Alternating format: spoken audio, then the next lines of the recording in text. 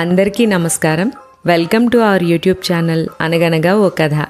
మంచి కథలు వినడానికి మా ఛానల్ను తప్పకుండా సబ్స్క్రైబ్ చేయండి. అలాగే మీ ఫ్రెండ్స్ అండ్ ఫ్యామిలీకి షేర్ చేయండి. అమరావతి కథల సిరీస్ నుంచి ఇవాళ కూడా 3 కథలు విందాం. ఇప్పుడు మనం వినబోయే కథ సిరి శాంతి అన్న కథ. కథ ఏంటో విందాం. కొడవటిగంటిలో గొల్లసిద్ధయ్య రాత్రంతా పొలానికి కాపలా కాసి తెలతెలవారుతూ ఉండగా ఇంటికెళదామని ఒక్కసారి పొలం అంతా పారజూస్తే చేను మధ్యన ఏదో తళుక్కుమంది. కళ్ళు నులుముకుని మళ్ళీ చూశాడు సిద్ధయ్య. మళ్ళీ తళుక్కుమంది. అది మెరుస్తోన్న రాయి. పరుగున వెళ్ళి చేతిలోకి తీసుకున్నాడు. బరువుగా ఉంది. తెల్లవారి సూర్యకిరణాలు మీద పడుతూ ఉన్నప్పుడు మరింతగా మెరుస్తోంది. ఆ మెరుపురాయిని ఏం చేయాలో సిద్ధయ్యకి తెలియలేదు. ఎలాగూ చద్ది తిని అమరావతి వెళ్తున్నాను కదా, అక్కడి ఎవరికైనా ఇచ్చేద్దాం అనుకున్నాడు. మొల్లో దోపుకుంటే నడుం పడిపోయేంత బరువుగా ఉంది. అది 66 క్యారెట్ల వజ్రం. అమరావతిలో పని చూసుకుని అలిసిపోయి వజనేపల్లి ముత్యాలింటి ముందు అరుగు మీద కూర్చుని ఉసూరంటూ స్తంభానికి ఆనుకుని రొంటినున్న బరువు తీసి పక్కన పెట్టి విశ్రాంతి తీసుకుంటున్నాడు సిద్ధయ్య. రత్నవర్తకుడైన ముత్యాలు అప్పుడే ఇంట్లోంచి బయటకొస్తూ సిద్ధయ్యని పక్కనున్న వజ్రాన్ని చూసి ఆశ్చర్యపోయాడు. వజ్రం మీదే కళ్ళు నిలిపి బిత్తరపోతోన్న ముత్యాలను చూసి సిద్ధయ్య కంగారుగా లేచి, అయ్యగారు, ఈ రాయి కావాలేటండి అన్నాడు. ఎంతకిస్తావు అన్నాడు ముత్యాలు. రాళ్ళు కొనుక్కుంటాడేటి పిచ్చిమాలోకం అనుకుంటూ, ఓ పొగక్కాడివ్వండి, రాయి ఇచ్చేస్తాను అన్నాడు సిద్ధయ్య. ఒకటేమిటి, పట్టెడు పొగాకు చేతిలో పెట్టి రాయి అందుకున్నాడు ముత్యాలు. 10 రోజులకి సరిపడా పొగాకు దొరికినందుకు పొంగిపోతూ కొడవటిగంటి వైపు నడిచాడు సిద్ధయ్య. ముత్యాలు ఆ వజ్రానికి మెరుగు పెట్టి చూశాడు. సూర్యబింబంలా వెలిగిపోతోంది. అంత బరువైన విలువైన వజ్రాన్ని తానింతవరకు చూడలేదు. తోటి వర్తకులకు చూపించాడు. అందరూ ముక్కున వేలేసుకున్నారు. రాజాధిరాజుల దగ్గర ఉండవలసిన రత్నం నీకెలా వచ్చిందని అడిగారు. నవ్వి ఊరుకున్నాడు ముత్యాలు. ఈ వార్త ఆ నోటా పాకి వెంకటాద్రి నాయుడు చెవిలో పడింది. ముత్యాలుని రప్పించాడు నాయుడు. రత్నహారాలు చేయిద్దామనుకుంటున్నాను, నీ దగ్గర జాతిరత్నాలు ఏమైనా ఉంటే చూపించు అన్నాడు. ముత్యాలు తన దగ్గరున్న రత్నాలు కెంపులు అన్నీ పరిచాడు. నాయుడికి తృప్తి కలగలేదు. ఇంకా గొప్పజాతి రత్నాలు లేవా అన్నాడు. ముత్యాలుకి నాయుడు మనసు తెలిసింది. ఒక్క క్షణంలో తిరిగొస్తా అని ఇంటికెళ్ళి సిద్ధయ్య ఇచ్చిన వజ్రాన్ని తీసుకొచ్చాడు. సభలో అందరూ చూస్తూ ఉండగా పెట్టె తెరిచాడు. అందరి కళ్ళు జిగేలుమన్నాయి. సభ అంతా వెలిగిపోతోంది. దేవతామణి ఆకాశం నుంచి రాలినట్లుగా ఉంది. కొంతసేపటికి అందరూ తేరుకున్నారు. దీన్ని ముందే ఎందుకు చూపించలేదు అన్నాడు నాయుడు. నాయుడికి కోపం వచ్చిందని తెలిసింది ముత్యాలకి. దీనికి తగిన వెల ఇవ్వలేమనే కదా మాకు చూపించలేదు అన్న భావం ఉంది ఆ ప్రశ్నలో.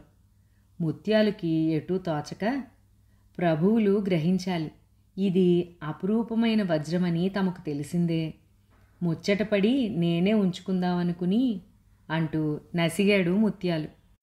నాయుడి ముఖం మీద బొమ్మ ముడి విడలేదు. అయితే ఇప్పుడెందుకు చూపించినట్లు అని అడిగాడు. తమ మనసు తెలుసు గనుక అన్నాడు ముత్యాలు. మా మనసు మీరు ఆలస్యంగా గ్రహించారు. సరే, వెల నిర్ణయించండి అన్నాడు నాయుడు. మీరు రత్న పరీక్షలో నిపుణులు, మీకు వెల నిర్ణయించి చెప్పేవాణ్ణా అన్నాడు ముత్యాలు. సరే, ఈ రత్నం వెల 10 లక్షల రూపాయలు అన్నాడు నాయుడు. సభలో అందరూ బిగుసుకుపోయారు. అనుకున్న దానికంటే కొంచెం ఎక్కువే వస్తోంది అనుకున్నాడు ముత్యాలు. నాయుడు మళ్ళీ గొంతు సవరించుకుని అన్నాడు, కానీ ఈ వజ్రానికి 10 లక్షలే కాదు, 20 లక్షలు ఇస్తున్నాను. మిగతా 10 లక్షలు ఎందుకో తెలుసా? ఈ రత్నం ఎక్కడ దొరికిందో చెప్పాలి అన్నాడు. ముత్యాలు నాయుడి ముందు చేతులు జోడించి కొడవటిగంటి సిద్ధయ్య గురించి చెప్పాడు. నాయుడు సభ చాలించి హుటాహుటిన హుకుములు జారీ చేశాడు. ఏనుగులు, గుర్రాలు, పల్లకీలు, మంది మార్బలంతో స్వయంగా కొడవటి గంటికి బయలుదేరాడు. ముందుగా గుర్రాల మీద వెళ్ళిన వాళ్ళు సిద్ధయ్య ఇల్లు ఎక్కడో కనుక్కుని నాయుడికి ఎదురుగా తీసుకొచ్చారు. సిద్ధయ్య ఉణికిపోతూ వచ్చి నించున్నాడు. ముత్యాలుకిచ్చిన రాయి ఎక్కడ దొరికిందయ్యా అని అడిగాడు నాయుడు. సిద్ధయ్య కళ్ళ నీళ్ళైపోయి అన్నాడు, నా అరెకరం చెక్కలోదేనయ్యా, తప్పైపోయింది దొరా, ఏదో మెరుస్తోన్న రాయి కదా అని ఏరుకొచ్చా. ఆయన అబ్బురంగా చూస్తుంటే ఇచ్చినానయ్యా. నేను అడిగింది ఒక్క పొగక్కాడేనయ్యా, ఆయనే పట్టడిచ్చిండు, తప్పు నాదేనయ్యా అంటూ సాగిలపడ్డాడు. నీ పొలం ఎక్కడో చూపించమన్నారు సర్దారులు. సిద్ధయ్య దోవ చూపించగా ఆ 1/2 ఎకరం చెక్కలో ఉన్న రాళ్ళు అనబడే రత్నాల్ని బస్తాలకెత్తి తిరుగు ప్రయాణం అయ్యారు. సిద్ధయ్యని పిలిచి నాయుడు అడిగాడు, నీకేం కావాలి అని. నాకేం వద్దు దొరా అన్నాడు సిద్ధయ్య. పొలంలో పంట పాడైందని అతని బాధ. నాయుడు నవ్వుతూ, నీకు 10 ఎకరాల మాన్యం, బండెడు పొగాకు ఇస్తున్నాను అని వెళ్ళిపోయాడు. సిద్ధయ్య తన అదృష్టానికి పొంగి తబ్బిబ్బయ్యాడు. ఆ తర్వాత జీవితం అంతా కమ్మగా తిన్నాడు. 10 మందికి పెట్టాడు, హాయిగా చుట్ట కాల్చుకుంటూ. ఏందబ్బా ఈ పిచ్చి మహారాజులు, రాళ్ళు కొనుక్కుంటారేటి అని చచ్చిపోయేదాకా ఆశ్చర్యపడ్డాడు. తృప్తిగా వెళ్ళిపోయాడు. ఆ తృప్తి, ఆ శాంతి నాయుడికి, ముత్యాలకి దొరకలేదు. ఇక్కడితో సిరి శాంతి అన్న ఈ కథ సమాప్తం. ఈ కథలో అనేక కోణాలు కనిపించినా ముఖ్యంగా మనిషికి మనిషికి ఉన్న మైండ్ సెట్ డిఫరెన్స్ కనపడుతుంది. సిద్ధయ్య ఆ వజ్రం విలువ, అదే ఆ రాయి విలువ ఒక పొగాకు కాడ అనుకుంటే, వజనేపల్లి ముత్యాలు ఎంతో కొంత ముట్ట చెప్పేసి ఆ వజ్రం మట్టుకు సొంతం చేసుకోవాలనుకున్నాడు. అదే వెంకటాద్రి నాయుడు రాచరికం వల్లనో దాని విలువ తెలియడం వల్లనో అసలు దాని మొదలెక్కడుందో తెలుసుకోవాలనుకున్నాడు. జ్ఞానము స్థాయికి తగ్గ కోరిక, ఆశ, వాటికి తగ్గ సిరి శాంతి.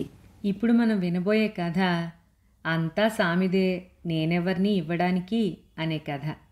మరి కథ ఏంటో విందాం. తెల్లవారితే వినాయక చవితి. పొద్దు పొడవక ముందే ఊరి జనం అంతా గుళ్ళోకొచ్చి పడ్డారు పత్రి కోసుకోవడానికి. తెల్లవారుజామున 3 గంటలకే వచ్చిన ధరణికోట జనం కూడా అందులో ఉన్నారు. తలుపులు తీయండో అని గోల. కొందరు ప్రాకారం గోడల మీదకెక్కి వాటి మించి మారేడు చెట్లెక్కి పత్రి కోయడం మొదలెట్టారు. తలుపులు తీయడం ఏమిటి, హో అని జనసముద్రం గుళ్ళోకొచ్చి పడింది. మారేడు చెట్లు, గన్నేరు చెట్లు సరసరా ఎక్కి పత్రి ఆకులు దూసేస్తున్నారు. మారేడుకాయలు గుత్తులు గుత్తులుగా తెంపుతున్నారు. పిల్లలు ఓ చెట్టు నుంచి మరో చెట్టుకు పాకిపోతూ ముళ్ళు గుచ్చుకుంటున్నా లెక్క చేయకుండా దళాలు కోస్తున్నారు. ప్రాకారం అంతా మారేడు దళాల సుగంధం, గన్నేరు పువ్వుల పరిమళం. 10 ఏళ్ల సాంబడికి పట్టలేనంత సంబరంగా ఉంది. కిందటి సంవత్సరం వినాయక చవితికి యజమాని ఇంట్లో వినాయక పూజ జరుగుతూ ఉంటే గుమ్మంలో నించుని చూశాడు. వాళ్ళంతా పట్టుబట్టలు కట్టుకుని దేవుడికి పూజ చేస్తూ హారతి ఇస్తుంటే తనకి పూజ చేసుకోవాలనిపించింది. ఎలా? వినాయకుడు లేడు, పూలు లేదు, పత్రి లేదు. అందుకని సరాసరి గుళ్ళోకి పరిగెత్తుకొచ్చి ఎవ్వరూ చూడకుండా గుళ్ళో వినాయకుడి పాదాల మీద 2 పూలు స్వయంగా పెట్టి మొక్కి వెళ్ళిపోయాడు. ఈ సంవత్సరం ఎలాగైనా సరే తన గుడిసెలో వినాయకుడికి పూజ చేసుకోవాలని నిశ్చయించుకుని తెల్లవారుజామునే స్నానం చేసొచ్చి పత్రి పూలు కోస్తున్నాడు. కొమ్మలు విరవకండర్రా అని ఎవరో పిల్లల్ని అదిలిస్తున్నారు. తెల్లవారేసరికి సాంబడు చాలా పత్రి కోశాడు. జమ్మాకులు, గన్నేరు మొగ్గలతో ఒడి నింపుకున్నాడు. ఒడి చాలకపోతే పరిగెత్తుకు ఇంటికెళ్ళి పత్రంతా ఇంట్లో పీట మీద పోసి మళ్ళీ వచ్చి పున్నాగు పూలు కోసుకున్నాడు. తెల్లవారేసరికి చెట్లన్నీ ఖాళీ అయిపోయాయి. ఒక్క ఆకు మిగల్లేదు, ఒక్క పువ్వు మిగల్లేదు. అన్ని పూలు స్వామి సేవ కోసం వెళ్ళిపోతే చెట్లు బోసిపోతున్నాయి. జనం తగ్గిపోయారు. కొందరు గడ్డి వెతుక్కుంటూ గరిక, చంద్రకాంత పూలు, రేగు ఆకులు ఏరుకుంటుంటే వాళ్ళ వెంటే ఉండి సాంబడు కూడా ఆ పూలన్నీ సేకరించాడు. పత్రి సంపాదించటం అయితే అయ్యింది. మరి వినాయకుడో? బజారుకు పరిగెత్తుకెళ్ళి మట్టి వినాయకుడిని చేసి అమ్మే చోట ఎదురుగా కూర్చున్నాడు. జనం వరసగా వినాయకుడి బొమ్మల్ని కొనుక్కెళ్తుంటే మళ్ళీ అచ్చుపోసి కొత్తవి తయారు చేస్తున్నాడు రంగయ్య. ఎదురుగా కూర్చున్న సాంబడితో, కాస్త సాయం చేయరా, నీకో పావలా డబ్బులు ఇస్తాను అన్నాడు రంగయ్య. దాంతో సాంబడు పనిలోకి దూకాడు. మట్టి పిసికాడు, తను అచ్చులు పోశాడు, కళ్ళు దిద్దాడు. ఎందరెందరో వినాయకులు తన చేతి మించి పూజకి వెళ్ళిపోతుంటే పొంగిపోయాడు. 11 గంటలైంది. రంగయ్యకి బేరం కూడా తగ్గిపోయింది. ఇదిగోరా నీ పావలా అని డబ్బులు ఇవ్వబోయాడు రంగయ్య. డబ్బులొద్దు, నాకో వినాయకుడిని ఇవ్వండి అన్నాడు సాంబయ్య. ఓరి బడవా అంటూ రంగయ్య ఒక పెద్ద వినాయకుడిని చేసి ఇచ్చాడు. సాంబడి కళ్ళు సంతోషంతో వెలిగాయి. ఆ వినాయకుడితో పరుగు పరుగుని ఇంటికొచ్చి కృష్ణకెళ్ళి మళ్ళీ తలస్నానం చేసొచ్చి పీట మీద ముగ్గులేసి వినాయకుడి పూజకు కూర్చున్నాడు. పూజ ఎలా చేయాలో తెలిసింది కాదు. ఏ పత్రి ముందుంచాలో అంతకంటే అర్థం అవ్వలేదు. యజమాని ఇంట్లో మంత్రాలు వినిపిస్తున్నాయి. వాటిని ఆధారం చేసుకుని తాను పూజ మొదలెట్టాడు. అగరొత్తులు వెలిగించండి అని వినిపిస్తే ఉత్తుత్త అగరొత్తి వెలిగించేవాడు. గన్నేరు పూలు పూజ చేయండి అంటే ఆ పూలతో పూజ ఇలా సాగిపోయింది. ఆఖరున కుడుములు, పాయసాలు, పళ్ళు, ఫలహారాలు నైవేద్యం పెట్టండి అని వినిపించింది. సాంబడికి నివేదన పెట్టడానికి ఏమీ లేదు. కళ్ళ నీళ్లు తిరిగాయి. ఎదురుగా పెద్ద వినాయకుడు పత్రిలో మునిగిపోయి, నాకు నివేదన పెట్టవా అని చూస్తున్నట్టు అనిపించింది. సాంబడి తల్లి యజమాని ఇంట్లో గిన్నెలు అవి కడిగి గాని రాదు. కుండల్లో ఏదైనా ఉందేమో అని వెతికి చూశాడు. ఖాళీ. దేవుడికి ఏం పెట్టాలి అని గిలగిల్లాడిపోయాడు. దేవుడికి ఆకలేస్తున్నట్లు అనిపించింది సాంబడికి. ఏం చేయాలో తోచక వెక్కి వెక్కి ఏడ్చాడు.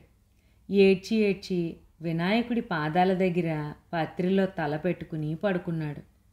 కొంతసేపటికి తల్లి గుడిసెలోకి వస్తూ సాంబా అని పిలిస్తే ఉలిక్కిపడి లేచాడు. ఇదిగో వినాయకుడి ప్రసాదం అని యజమాని ఇంట్లో ఇచ్చిన వడపప్పుని సాంబడి చేతిలో పెట్టింది. సాంబడి ముఖం విచ్చుకుంది. దేవుడికి పెట్టడానికి ఏదో దొరికింది. వినాయకుడి దగ్గరికి పరిగెత్తుకెళ్ళి, నీ నైవేద్యానికి దొరికింది సామి అంటూ ఆ వడపప్పు వినాయకుడికి తినిపించాడు. చూస్తోన్న తల్లి అంది, పిచ్చినాన్న, సామి ప్రసాదం సామికే పెడుతున్నావా అని. ఇక్కడితో ఈ బుజ్జి కథ సమాప్తం. అందుకే అంటారేమో పిల్లలు దేవుడు ఒకటే అని. సాంబయ్య నిష్కల్మషమైన భక్తి చూస్తే అది నిజమేనేమో అనిపిస్తుంది. ఇప్పుడు మనం వినబోయే కథ అంపకం అనే కథ. కథ ఏంటో విందాం. శివయ్య తన ఒక్కగానొక్క కూతురు సీతని అత్తవారింటికి పంపుతున్నాడు. పొద్దుట్నుంచి ఇల్లంతా మహా సందడిగా ఉంది. శివయ్య కాలుగాలిన పిల్లిలా బజారుకి ఇంటికి ఒకటే పరుగు. అరటిపళ్ళకేలొచ్చిందా? అరిసెలు మూట కట్టారా? సున్ని ఉండల డబ్బా ఎక్కడా అంటూ ఇల్లంతా కదం తొక్కుతున్నాడు. శివయ్య భార్య పార్వతమ్మకి ఊపిరి సలపటం లేదు. ఎందరు అమ్మలక్కలు సాయం చేసినా ఊరికే హైరానా పడిపోతూ గదులన్నీ చుట్టుముట్టి వస్తోంది. సీతకి పట్టుచీర కట్టారు. పాదాల నిండా పసుపు రాసి పారాణి పెట్టి, నుదుట పెద్ద బొట్టు పెట్టి, బొగ్గన చాదు చుక్క అద్దారు. తోటి ఈడువాళ్ళు ఆటలు పట్టిస్తోంటే గదిలో పీటమించి లేచి యువతలకు రాలేదు. అంతా వెళ్ళిపోయినా తల వంచుకుని పీట మీదే కూర్చుంది. పాదాలకున్న పసుపు పట్టుచీరకు పూసుకుంటూ ఉంటే ఆలోచించుకుంటోంది. నేను వెళ్ళిపోతున్నాను, అమ్మని నాన్నని విడిచి వెళ్ళిపోతున్నానా? శివయ్య దొడ్లో వేప చెట్టు కానుకుని బెంబేలైపోతున్నాడు. తన తల్లి వెళ్ళిపోతోంది. తన ఇంటి దీపం వెళ్ళిపోతోంది. తన చిట్టి తల్లి తనని రోజు పలకరించకపోతే తనకి ఎలా గడుస్తుంది? 16 ఏళ్ల క్రితం పురిటింట్లో చంటిపాప కెవ్వుమంటే మహాలక్ష్మి పుట్టింది అన్నారు. ఆ క్షణం నుంచి శివయ్యకి పాపకి ప్రాణలంకె. పార్వతమ్మ పాలిచ్చి ఉయ్యాల్లో పడుకోబెట్టడమే తప్ప సీత ఎప్పుడూ తండ్రి చేతుల్లోనే ఉండేది. తండ్రి చేతుల మీదే పెరిగింది. 4 ఏళ్ళొచ్చాక బళ్ళో వేస్తుంటే ఊరంతటినీ పిలిచాడు శివయ్య. పిల్లలందరికీ పలకా బలపాలు మిఠాయి పంచిపెట్టించాడు. బడి నుంచి రావటం 1 నిమిషం ఆలస్యం అయితే పరుగుని ఎదురెళ్ళి భుజం మీద ఎక్కించుకుని తీసుకొచ్చేవాడు. వస్తూ వస్తూ సీత బళ్ళో కబుర్లన్నీ చెబుతోంటే శివయ్య ఆనందంగా ఊకొట్టేవాడు. భోజనం ఎప్పుడూ ఇద్దరూ కలిసి చేయవలసిందే. కూతురికి ఏ కూర నచ్చిందో కనుక్కుని తను కూడా ఆ కూరే కలుపుకునేవాడు. అన్నాలయ్యాక సన్నజాజి పందిరి కింద శివయ్య పడుకుంటే సీత వెళ్ళి తండ్రి పక్కలో దూరేది. తండ్రి ఒళ్ళో ముడుచుకుని పడుకునేది. తండ్రిని కథలు చెప్పమని వేధించేది. శివయ్య తనకి తోచిన కథ చెబుతూ ఉంటే అంతలోనే నిద్రపోయేది. 2 చేతులా తన్ని కావలించుకుని నిశ్చింతగా నిద్రపోయే కూతుర్ని చూస్తూ పైనుంచి రాలుతోన్న సన్నజాజి పూలను చూస్తూ కళ్ళ నీళ్ళైపోయేవాడు శివయ్య. మరి రేపటి నుంచి తాను ఎవరికి కథ చెప్తాడు? సన్నజాజి పూలు ఎవరి మీద రాలుతాయి? తెల్లవారి నిద్ర లేస్తూనే అమ్మా అని కూతుర్ని పిలిచేవాడు.